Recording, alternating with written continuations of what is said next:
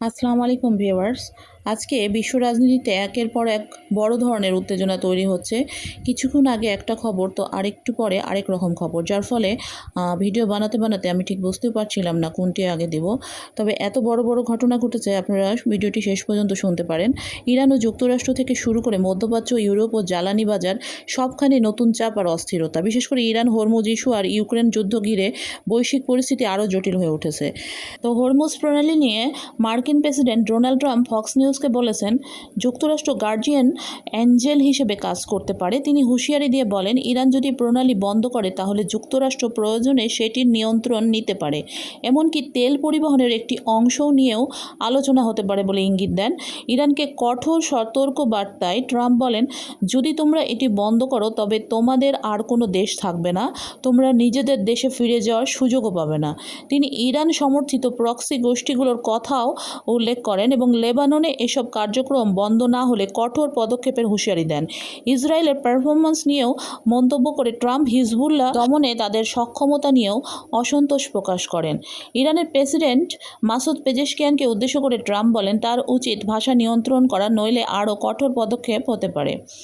এদিকে একটি সূত্র অনুযায়ী লেবাননে ইসরায়েলি হামলা বন্ধ এবং ভৌগোলিক অখণ্ডতা নিশ্চিত না হওয়া পর্যন্ত হরমুজ প্রণালী নিয়ে অবস্থান কঠোর থাকবে বলে ইরান বলেছে।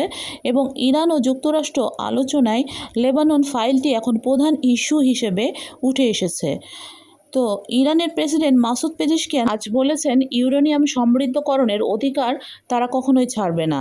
এদিকে ইরানি গণমাধ্যমের দাবি, ট্রাম্পের হুমকির জবাবে ইরান আলোচনা রেখে উঠে চলে গেছে। বিপরীতে মার্কিন গণমাধ্যম বলছে, ইরান চলে যায়নি, আলোচনা এখনও চলছে। এদিকে আরেকটি খবরে জানা যায়, ট্রাম্পের হুমকির বিরুদ্ধে আনুষ্ঠানিক প্রতিবাদ জানিয়েছে ইরান। ইরান আনুষ্ঠানিকভাবে মার্কিন প্রেসিডেন্ট ডোনাল্ড ট্রাম্পের সাম্প্রতিক হুমকিমূলক বক্তব্যের বিরুদ্ধে প্রতিবাদ জানিয়েছে এবং এ বিষয়ে নিজেদের প্রতিক্রিয়া কী হবে তা বিবেচনা করছে। তেহরানের দাবি, ট্রাম্পের এই মন্তব্যসমূহ দুই দেশের মধ্যে স্বাক্ষরিত সমঝোতা স্মারকের প্রথম ধারার পরিপন্থী। কেননা প্রথম ধারায় স্পষ্টভাবে উল্লেখ রয়েছে যে উভয় পক্ষ একে অপরের বিরুদ্ধে হুমকি প্রদান বা শক্তি প্রয়োগ থেকে বিরত থাকবে। তাই ট্রাম্পের সাম্প্রতিক বক্তব্য এই প্রতিশ্রুতির গুরুতর লঙ্ঘন হিসেবে বিবেচিত হচ্ছে। সূত্র তাসনিম নিউজ। এর মধ্যে ইরানের উপদেষ্টা মোহসেন রেজাই বলেছেন, যুক্তরাষ্ট্র চাপ দিয়ে ইরানকে বাধ্য করতে চেয়েছিল, কিন্তু সেই পরিকল্পনা ব্যর্থ হয়েছে।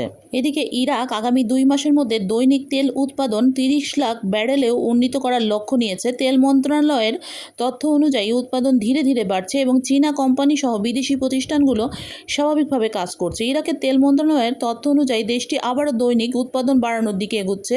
বর্তমানে উৎপাদন বৃদ্ধি পাচ্ছে এবং লক্ষ্য রয়েছে আগের স্বাভাবিক অবস্থায় ফিরে যাওয়া। এবারে ইউক্রেন প্রসঙ্গে। তো মার্কিন অর্থমন্ত্রী স্কট বেসেন্ট ব্যক্তিগতভাবে ট্রাম্পকে পরামর্শ দিয়েছেন প্রেসিডেন্ট জেলেনস্কিকে হোয়াইট হাউসে আমন্ত্রণ না জানাতে। আর আরেকটি খবর হলো, ইউক্রেনীয় ড্রোন রাশিয়ার প্রায় 2000 কিলোমিটার ভেতরে গিয়ে তেল শোধনাগারে হামলা চালিয়েছে। এটি যুদ্ধের পরিধি আরও বিস্তৃত হওয়ার ইঙ্গিত দিচ্ছে। এছাড়া ইউক্রেনের জীববৈজ্ঞানিক গবেষণাগার নিয়ে নতুন বিতর্ক তৈরি হয়েছে, যেখানে জীবাণু অস্ত্রের নমুনা থাকার দাবি করা হয়েছে। তো সব মিলিয়ে বিশ্ব এখন একাধিক ফ্রন্টে বড় ধরনের সংকটে। মধ্যপ্রাচ্যে উত্তেজনা, জ্বালানি বাজারের চাপ এবং ইউরোপে চলমান যুদ্ধ পরিস্থিতি আরও জটিল হয়ে উঠেছে।